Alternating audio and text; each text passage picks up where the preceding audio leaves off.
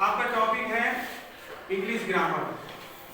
तो ग्रामर में कई एक चीजें होती हैं जरूरी, इनको पढ़ना बहुत जरूरी होता है। आज हम तुमको क्रिया के बारे में बता रहे हैं। आप इसको पहले हिंदी में समझिए, क्रिया होती क्या है। तो ये सब जो लिखा हुआ है, क्रिया का मतलब होता है एक्शन, कार्य। ये शाब्दिक अर्थ हुआ। जब हम इसकी परिभाषा को बोलेंगे हिंदी में तो आप ये कहेंगे क्रिया वह शब्द है जिससे किसी कार्य का करना या होना पाया जाता है, उसे क्रिया कहते हैं। किसी कार्य का करना या होना, इधर ध्यान दीजिए, तो उसे क्या कहते हैं? क्रिया कहते हैं। आपको ये चीज समझना है। आप इंग्लिश में है a word used to describe an action, state or occurrence and forming the main part of the predicate of a sentence such as go, hear, become। ये क्या है? ये वर्ब, ये मेन वर्ब कहलाती है, मुख्य क्रिया जिसे बोलते हैं। go मीन्स जाना होता है, hear मीन्स सुनना होता है, और become मीन्स होना। तो ये आपको, अगर आपको ये डेफिनेशन याद करने में दिक्कत आ रही है तो आपको ये याद कर लेना चाहिए। ये छोटी है, मतलब इसका भी सेंस वही है। A verb is a word that indicates a physical action। Action का मतलब जानते हो? कार्य। फिजिकल का अर्थ होता है भौतिक कार्य, जो भौतिक शारीरिक काम करते हैं वो फिजिकल एक्शन में आते हैं। अब इसमें देखिए इसके प्रकार कितने होते हैं। ये दो प्रकार की होती है। एक होती है सकर्मक क्रिया, दूसरी होती है अकर्मक क्रिया। अब आ से जब किसी सब कभी कभी क्या होता है, आ शब्द आगे लग जाता है तो उसमें अपोजिट हो जाता है। तो इसीलिए इसको जो बोलेंगे तो सकर्मक क्रिया, इसका मतलब इसके साथ कर्म होता है।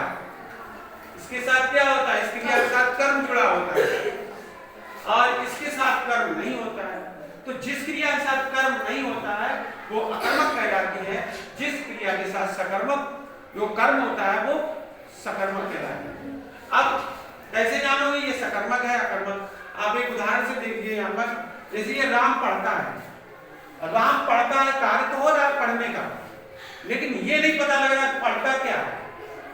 यहाँ क्या कर रहा है? राम पढ़ने का कार्य कर रहा है, ये यहाँ ये नहीं पता है पढ़ता क्या है। तो ये क्या इंट्रांसिटिव वर्ब हो गई, इसको कहते हैं अकर्मक क्रिया। अब जब इसी बात को बोला राम पुस्तक पढ़ता है, तो इसमें हमें ये पता लग रहा है कि राम जो है किताब पढ़ रहा है। तो ये क्या है? पुस्तक जो शब्द आया है ये हमारा कर्म हो गया। तो जिस क्रिया के साथ कर्म लगा होता है तो वो क्या कहलाती है? सकर्मक क्रिया या ट्रांसिटिव वर्ब। तो आप इस तरीके से समझिए, मतलब आप जितने भी सेंटेंस बोलेंगे उसमें एक क्वेश्चन तैयार हो जाएगा, क्वेश्चन बन जाएगा। जैसे राम पुस्तक पढ़ता है, तो आप इसमें क्या क्वेश्चन तैयार? राम क्या पढ़ता है? जब राम क्या पढ़ता है तो उसको उत्तर में आएगा राम पुस्तक पढ़ता है। इसमें कोई क्वेश्चन नहीं फॉर्मेट हो रहा है। क्या क्वेश्चन बनाओगे? राम पढ़ता है। अब ये क्या बना लेंगे? राम क्या पढ़ता है, उसमें है ही नहीं कर्म। इसमें जब आप उत्तर आएगा आपका तो आप ये कहेंगे राम पुस्तक पढ़ता है। क्या पढ़ता है? पुस्तक पढ़ता है। तो आप अकर्मक और सकर्मक को ध्यान से समझिए। जिस क्रिया के साथ कर्म होता है वो सकर्मक कहलाती है, और जिस क्रिया के साथ कर्म नहीं होता है वो क्रिया अकर्मक क्रिया कहलाती है। और दूसरी बात यह है कि क्रिया की परिभाषा आपको अच्छे ढंग से याद कर लेनी है। चाहे ये छोटी वाली याद कर लो, चाहे ये कर लो, कोई दिक्कत आती है पूछ लीजिए। अब अकर्मक और सकर्मक समझ गए? आप बताइए अकर्मक क्रिया किसे कहते हैं? अकर्मक क्रिया किसे कहते हैं? बताइए, कोई बताइए अकर्मक क्रिया किसे कहते हैं? देखो इनकी आवाज नहीं निकल रही, बताएं क्या अकर्मक क्रिया किसे कहते हैं? क्रिया उसे कहते हैं जिसमें का ना जुड़ा। ये क्या होता है का ना जुड़ा? तुम बताओ अकर्मक क्रिया किसे कहते हैं? जिसके साथ कर्म ना जुड़ा।